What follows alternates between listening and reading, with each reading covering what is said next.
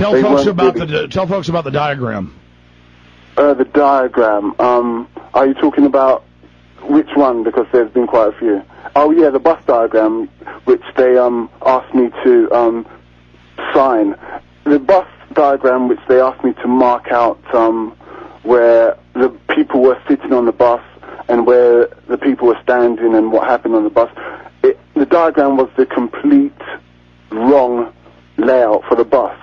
And I said to the anti-terrorist branch detective who was taking my statement, this is completely incorrect. So by me signing this, that's just going to render everything which I've told you inadmissible. So I think it was just a ploy. They didn't really want my information, as you would understand. Amazing. Steve, there's a lot of other facets to this. Any other questions you've got for the guests we have? Yeah, I would also point out that, Daniel had a shirt, which I believe he still has, with, victims' blood on it, which should have been taken for forensic testing, but they weren't even interested in that either. It's as if they'd worked out previously, a line to take on this, and they weren't deviating from the line, even though you've got, a first-hand witness here saying this is incorrect. You've got a layout of the bus which is incorrect. I mean, if this doesn't tell us that we need an independent inquiry on this, then what else does? Daniel Obuchaki, okay. Knowing what you know now, knowing all the evidence concerning government involvement or black ops involvement, intelligence involvement in past attacks and in the 7/7 attack, seeing your bus directed by these shadowy government characters, seeing people on the ground seconds after it happened, the fake bandages, what do you think was really going on there? Who do you think was behind the bombings? Well, I know who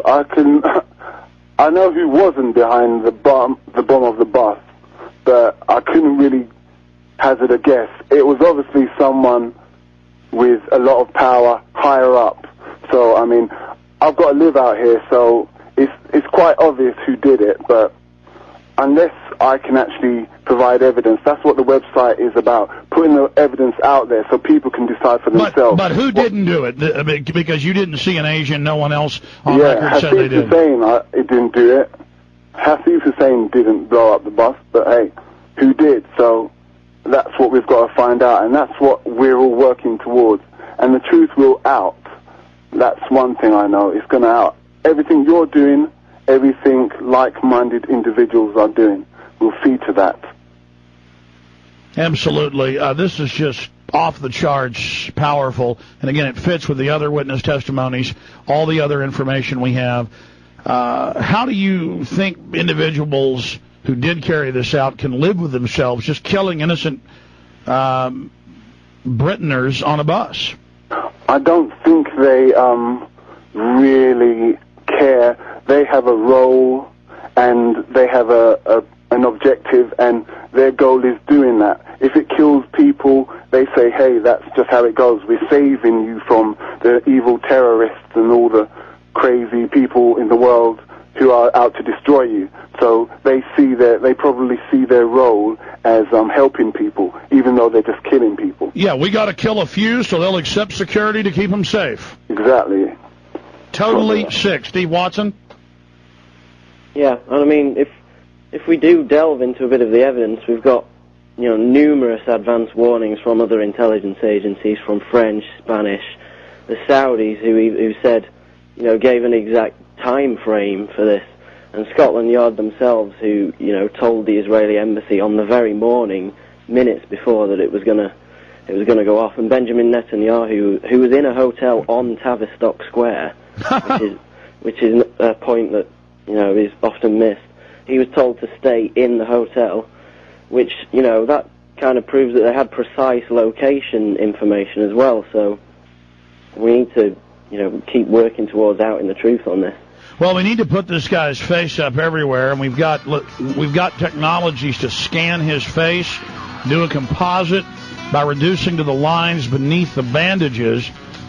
I actually know some police sketch artists who we can use computer mapping to get this guy's face.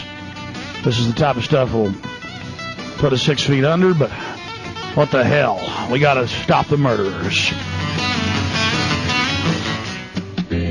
Welcome back. I tell you, the courage of our guest, Daniel Obachicki, the courage of Steve Watson. They're over there in London in one of the biggest police states in the world. I mean, you try to videotape on the street, they come over and tell you to shut it off. They don't allow protesting now. There's secret police everywhere. It is certainly like something out of V for Vendetta. But the good news is more and more is coming out. 80-something% know they killed Diana now. 80+% know they killed Dr. David Kelly. And everybody knows they're a bunch of criminals. And you're coming down. Your New World Order is going to fail. And your big fat German commander, Saxe-Coburg-Gotha, just your criminality will be exposed. And that's just the way it is. Daniel and Steve Watson, we've got you for a few minutes here and then 5 minutes the next. I'm going to let you go. Any other points that need to be made, please make them now. And my final question, why did you go public? When did you go public? Daniel, give us that timeline. I had to go public. It was the only thing I could do.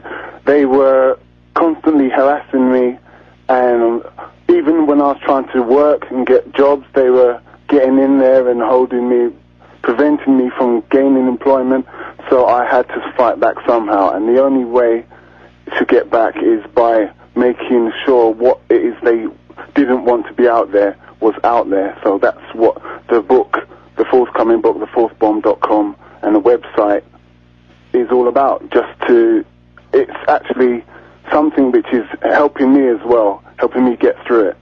Now, who's publishing this? Because I saw a little note in your narrative that you exclusively gave us, sections of the book, but you mentioned that the publisher's like, well, let's not get into the guy with the bandages. That's not too important. What do you mean that's not too important? I hope that ends up in the book.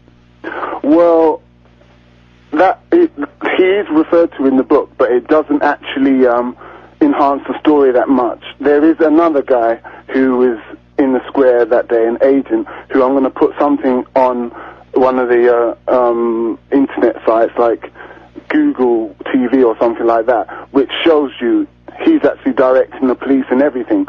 So that's going to... Wait, there's video of this? Tell us who he is. So later in news... I can't at the moment. It'll be with you soon. As soon as it's ready, I'll just forward you the link. What, did you find it off a local TV clip or something? I mean, and you said that's the guy that was directing, or I mean... Well, it's going to be on those, those TV websites where you can download media. I'm going to stick it on one of those, so that But I'm just trying to find out where you got the video.